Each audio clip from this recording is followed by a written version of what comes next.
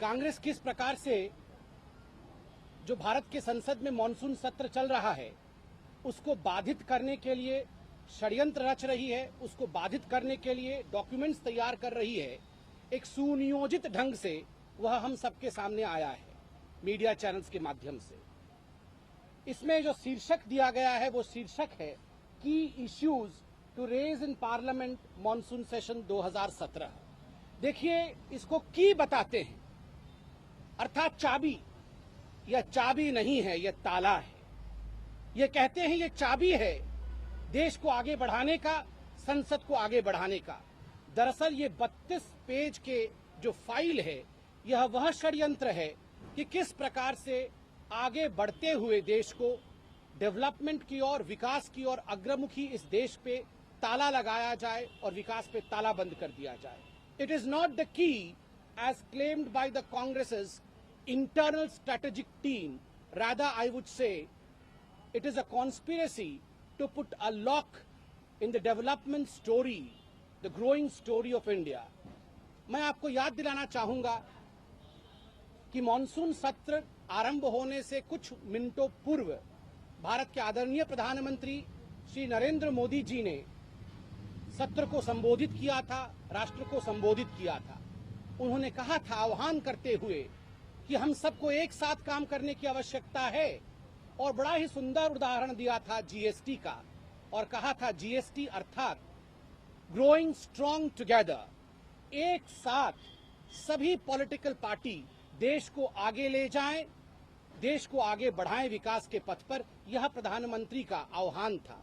आज बड़े दुख के साथ कहना पड़ रहा है कि जहां प्रधानमंत्री चाहते हैं, जहां भारतीय जनता पार्टी की सरकार चाहती है कि यह देश सभी राजनीतिक दलों के साथ आगे बढ़े, वहीं कांग्रेस पार्टी अपने 2014 और उसके पश्चात जितने चुनाव हुए वहां बराबर हार देखने के कारण से, कहीं न कहीं बौखलाहट के कारण इस प्रकार की स्ट्रैटेजी लेकर आ रही है।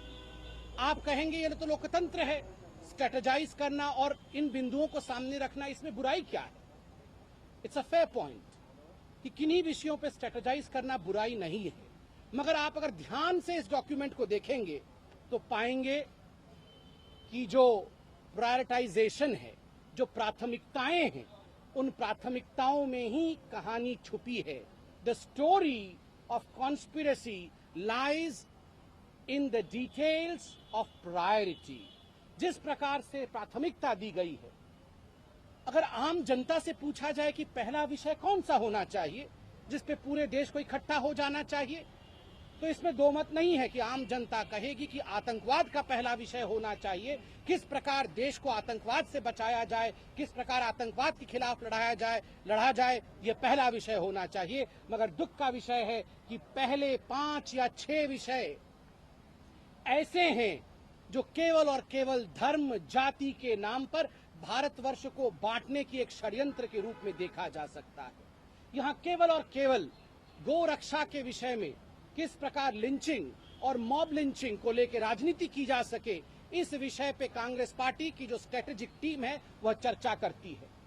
I would call this the dossier of disruption. Dossier of disruption, यह संसद को बाधित करने के लिए 32 पेजों का एक ड्रॉसियर है, एक फाइल है। धर्म के आधार पर ध्रुवीकरण करने का जो षड्यंत्र कांग्रेस का आरंभ से ही रहा है, वह पूरी तरह से इस डॉसियर में, इस फाइल में झलक के आता है। किस प्रकार उनकी प्रथम लाइन में फ्रॉम अखलाक टू जुनैद, देखिए बड़ा दुख का विषय है, किसी एक व्यक्ति को भी इस प्रकार से जीवन नहीं गंवाना चाहिए, कोई नहीं मरना चाहिए लिंचिंग के कारण। और यही कारण रहा कि प्रधानमंत्री नरेंद्र मोदी जी ने एक बार नहीं, 2 बार नहीं, 3 बार कड़ी निंदा की है, और जिन शब्दों में भर्त्सना की है गौ रक्षकों के नाम पर जो लोग क्रिमिनल एलिमेंट्स को बढ़ावा दे रहे हैं, वो हम सबके सामने है। मगर उस पर जिस प्रकार अखलाक से लेकर जुनैद तक की कहानी को बयान करके संसद को बाधित करने की बात कांग्रेस ने की है, जुनैद के विषय में हम जानते हैं कि ऐसे विषयों पर राजनीति नहीं होनी चाहिए। हम सबको एक होकर खड़ा होना चाहिए, निंदा करनी चाहिए। और सीट शेयरिंग वाला इशू, ये तो खुद पुलिस बता रही है उसको बीफ के साथ जोड़कर उस पर संसद को बाधित करने का प्रयास जो कांग्रेस पार्टी कर रही है, और ये षड्यंत्र जो आज सामने आ गया है, क्योंकि कांग्रेस के अंदर से ही ये लीक हो गया है, ये हम सबके सामने है। जहां तक पाकिस्तान का विषय है, अगर आप लिंचिंग की बात करते हैं तो कहां है इस डॉक्यूमेंट के 32 पेज में आयूब पंडित का नाम? क्या इस 32 पेज में कहीं आयूब पंडित के विषय में बात की गई है? क्या इस 32 पेज में कहीं भी अलगाववादियों के खिलाफ एक शब्द लिखा गया है? क्या कहीं इस 32 पेज में कहा गया कि हम बैठेंगे और हम बात करेंगे कि अलगाववादियों के साथ कैसे डील किया जाए? बिल्कुल नहीं, क्योंकि अलगाववादियों के प्रति कांग्रेस के मन में हमदर्दी है। अलगाववादियों के साथ ठहाके मारने की आदत मणिशंकर अय्यर जैसे नेता, जो कांग्रेस के मूर्धन्य नेता हैं, उनमें है। इसलिए यहां अलगाववादियों के विषय में एक शब्द नहीं है, आयूब पंडित के विषय में एक शब्द नहीं है। केवल और केवल एक सिलेक्टिव अप्रोच के साथ कांग्रेस आगे बढ़ रही है और पाकिस्तान के विषय में कांग्रेस 13वें पन्ने में जाकर बात करना चाहती है। One of the last priorities of the Congress party is Pakistan as an aggressor, Pakistan as a terror sponsoring state. Why doesn't Congress keep that as a first priority? Because इसलिए क्योंकि उनके खुद के नेता, पूर्व सांसद खुद कहते हैं कि भारत के जो आर्मी के चीफ हैं वो सड़क के गुंडे के समान है। मैं कांग्रेस से पूछता हूं, इस 32 पेज में क्या कांग्रेस ने कहीं इस बात की निंदा की है, इस बात की भर्त्सना की है कि जिस प्रकार कांग्रेस के नेता भारत के आर्मी के चीफ के खिलाफ बयान देते हैं, उसके विषय में चर्चा होनी चाहिए, ऐसे शब्द नहीं बोले जाने चाहिए? क्या इस 32 पेज में उसका एक भी मेंशन है? नहीं है मित्रों, नहीं है दोस्तों। और आप देखेंगे, बड़ा आश्चर्य का विषय है, एक पॉइंट यह भी रखा है संसद को बाधित करने के लिए कि जो ब्रॉडकास्टर्स एसोसिएशन है और जो ban on screening of documentary film by ministry of information and broadcasting, यह कांग्रेस का सरकार मानता है, उनका मानना है कि इस संसद को हम बाधित करेंगे क्योंकि आईएनबी मिनिस्ट्री जो है ये किसी मूवी पे बैन कर रही है। मुझे तो कोई मूवी ध्यान में नहीं आता जिसको बैन किया जा रहा है, मगर हाँ, मुझे इस बात का जरूर ध्यान आ रहा है कि इंदू सरकार नामक एक मूवी के नाम पर किस प्रकार से आप उस मूवी के निर्देशक, उस मूवी के प्रोड्यूसर और उस मूवी के तमाम एक्टर्स के ऊपर लांछन लगा रहे हैं, उनको धमकी दे रहे हैं, उनके कार्यक्रमों को रोक रहे हैं जगह जगह पर। और आपने कहा कि अगर इंदिरा जी पर कोई सवाल उठाया जाएगा, अरे देखिए, ये लोकतंत्र है, ये मूवी इमरजेंसी पर है, यहाँ कोई गाली गलौज नहीं है, ऐसे निर्देशक कह रहे हैं। उसके बावजूद फ्रीडम ऑफ एक्सप्रेशन को आप लोग रोक रहे हैं, अभिव्यक्ति की आजादी की गला घोटने की कोशिश जो कांग्रेस कर रही है, कहां है इस 32 पेज के डॉक्यूमेंट में? इस 32 पेज के डॉक्यूमेंट में कहीं भी इंदू सरकार या इंदू सरकार के निर्देशक के साथ जिस प्रकार का व्यवहार कांग्रेस पार्टी कर रही है, उसके विषय में एक शब्द नहीं है। मैं अंत में इतना ही कहना चाहूंगा, ये 32 पॉइंट हो सकते हैं, ये 32 पॉइंट हो सकते हैं षड्यंत्र के, मगर भारत और भारत की जनता बुद्धिमान है। भारत की जनता ने 73 पॉइंट दिए हैं, आपके पास 32 पॉइंट रोकने के हैं, भारत के जनता के पास 73 पॉइंट बढ़ाने के हैं। क्योंकि अभी हाल फिलहाल में एक अंतर्राष्ट्रीय एजेंसी ने यह सर्वे करके देखा है कि भारतवर्ष पूरे विश्व में नंबर 1 पे है, नंबर 1 के पायदान पे है, क्योंकि 73% लोग नरेंद्र मोदी जी जो भारत के प्रधानमंत्री हैं, उनके व्यक्तित्व, उनके नेतृत्व और उनके कर्तृत्व पे संपूर्ण विश्वास करते हैं और वो मानते हैं कि नरेंद्र मोदी ही भारत को विकास पथ पर आगे ले जा सकते हैं। हिंदुस्तान में इसको एक सवाल ये कि उसमें अगर आप देखें तो चीन का मुद्दा उसमें प्राथमिकताओं में नहीं है। हमने अगर इस मुद्दे पर बात उठाई है तो ये क्या आपको लगता है क्योंकि राहुल गांधी चीनी राजदूत से मिले थे, क्या इस वजह से लगता है वो पीछे है? मैं इसका उत्तर देता हूं, मैं 2 सेंटेंस इंग्लिश में भी कह दूं, उसी में उसका उत्तर भी दे दूंगा। The Congress party today in fact is trying to disrupt the parliament. And how do we know this? We know this because since morning the various news channels of this country in fact have come out with a set of papers, approximately 32 papers set, which we would like to call it as a dossier of disruption. And why do we call this as dossier of disruption, which is of 32 page, is because of the fact that though they begin by saying that these are key issues to raise in the parliament, we firmly believe after going through the whole document, that these are not the key, but this is in fact the lock to stop and put a break in the path of development of this country.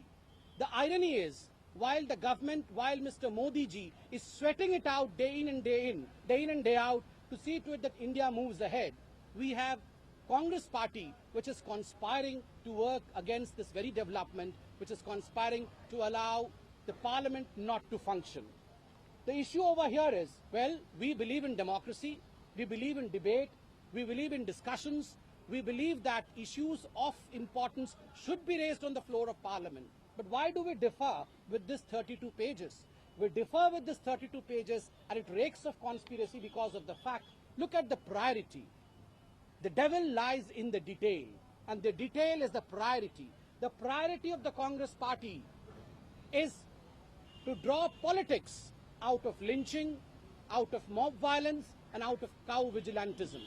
Let me remind you all, friends, that not once or twice, but thrice the Prime Minister has been extremely critical as far as cow vigilantism is concerned. But yet the Congress party once again wants to divide this country based on communal polarization, and that's the reason as to why they do not prioritize national security as #1 issue in the parliament.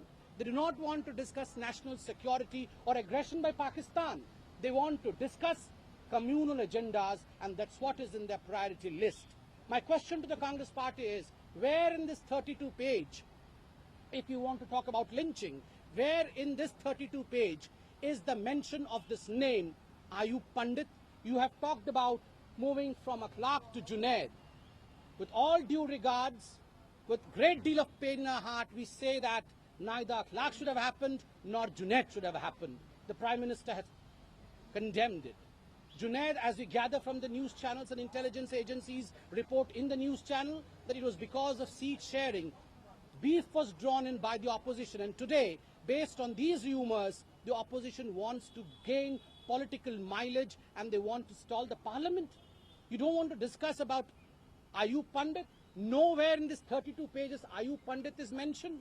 And why don't you want to discuss about Pakistan's aggression and national security? Because of the fact that you laugh with the separatists, because of the fact that you have been pleading since time immemorial in front of the separatists, and that is the reason as to why they do not have Pakistan aggression as a priority list. They have put Pakistan on the 13th page, if I'm right. We also find at the culminating point would be the Congress party's conspiring documents, the dossier of disruption, speaks about the BJP government trying to stop certain movies from being screened. My dear friends, I don't remember BJP government trying to put any kind of ban on any movie. But today, the country is asking questions on the violence that we have seen emanating from the Congress workers as far as Hindu Sarkar, its release, and the kind of action against the director of the movie by the Congress workers is concerned. So naturally, this is absolute hypocrisy, and I would say at the end that though the Congress party has 32 points to disrupt the parliament, but the people of this country, 73% people of this country have overwhelmingly supported Mr. Narendra Modi in his agenda of development. That is what recently has come out in one of the surveys of a private agency. Thank you, ma'am.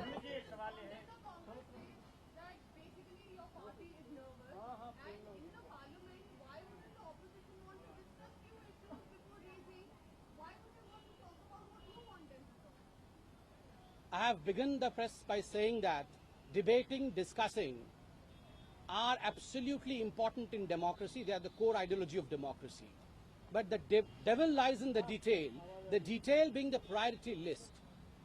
The day the Bharatiya Janata Party had come to power, right from 2014 and all the parliament session thereafter, you would see that the Congress party tries its best to communalize the session, to draw polarization out of communal frenzy that it drives in the session. And that's the reason as to why we say that though they have the right to raise any and every issue on the floor of the parliament, the priority points to the fact that communal polarization is the priority of the Congress party. एक सवाल है, कल जब संसद सत्र की शुरुआत हुई थी, पीएम ने जीएसटी स्प्लिट की बात की थी, एक तरह से अपील की थी कि उसी तरह का संसद चले जैसे पहला सत्र चला और जीएसटी को लेकर जो देश भर में राजनीतिक दलों ने जो परिपक्वता दिखाई है, लेकिन आज देखें तो तीसरा ही दिन है और तकनीकी रूप से सिर्फ दूसरा दिन, जिस तरह का गतिरोध देखने को मिला है कथित गौरतत्व के मामले में, ये टकराव दिख रहा है, आपको लगता है कि ये टकराव होना चाहिए? बिल्कुल नहीं। देखिए, भारतवर्ष अब पूरे विश्व में आगे बढ़ रहा है। मोदी जी जिस प्रकार मेहनत कर रहे हैं, पूरे विश्व में भारत का नाम बढ़ा रहे हैं और विकास को एक नए पायदान पर ले जा रहे हैं। ऐसे में जो मोदी जी ने कहा है ग्रोइंग स्ट्रांग टुगेदर, जीएसटी, उसी आधार पर भारत के सभी पॉलिटिकल पार्टीज आगे बढ़ेंगे तो जनता को अच्छा लगेगा। इश्यूज उठाइए, मगर गोरक्षा जिसके विषय में खुद प्रधानमंत्री नरेंद्र मोदी जी ने एक बार नहीं, दो बार नहीं, 3 बार निंदा की कि गोरक्षा के नाम पर जो लोग किसी प्रकार की क्रिमिनल वायलेंस करेंगे वो उचित नहीं है, राज्यों को उसके खिलाफ काम करना चाहिए। उसी विषय को पार्लियामेंट में बाधित करने का एक यंत्र बना के अगर संसद को रोका जाए तो ये उचित प्रयोजना नहीं है। विपक्ष की बात करें, ladies first sir. Instead of concentrating on the real issues, what we are seeing is that today in both the houses there were discussion on pay hikes. How do you see that? Both MLAs and MPs. See, I as a spokesperson of the party, am not privileged to speak about what is the privilege of the House. So a discussion which is privilege of the House, I cannot comment on that. Definitely, this government is extremely sensitive. This government feels that, in fact, this is a government of the poor, the farmers, and if a single farmer, if a single poor family in this country is not happy, this government is not happy. This government wants to work for them. ये विषय आज का नहीं। Sir एक सवाल मेरा है, कर्नाटक में सर जो पार्टी अलग झंडे की बात कर रही है सर उस बारे में क्या कहेंगे? वो कश्मीर बनाना चाहती है। देखिए, जहां तक कर्नाटक का विषय है, एक बात बहुत महत्वपूर्ण है, जो सांस्कृतिक झंडा होता है उसको और राज्य के झंडे में फर्क करना आना चाहिए। भारतीय जनता पार्टी सांस्कृतिक विचारों का, जो सांस्कृतिक कल्चरल आइडेंटिटी है कर्नाटक का, उसको सलाम करती है और उसके पक्ष में है। मगर एक भारत एक तिरंगा, भारतीय जनता पार्टी सदैव इस पक्ष में खड़ी रहती है कि कभी भी अलगाववाद का एजेंडा, वह भी राजनीतिक कारणों से, कदाचित नहीं होना चाहिए। और हमारा बड़ा स्पष्ट मानना है, जो कर्नाटक की सरकार, सिद्धरमैया जी एक अलग झंडा चाहते हैं कर्नाटक में, सोनिया जी और राहुल जी इस पर क्या सोचते हैं वो अपना वक्तव्य दें।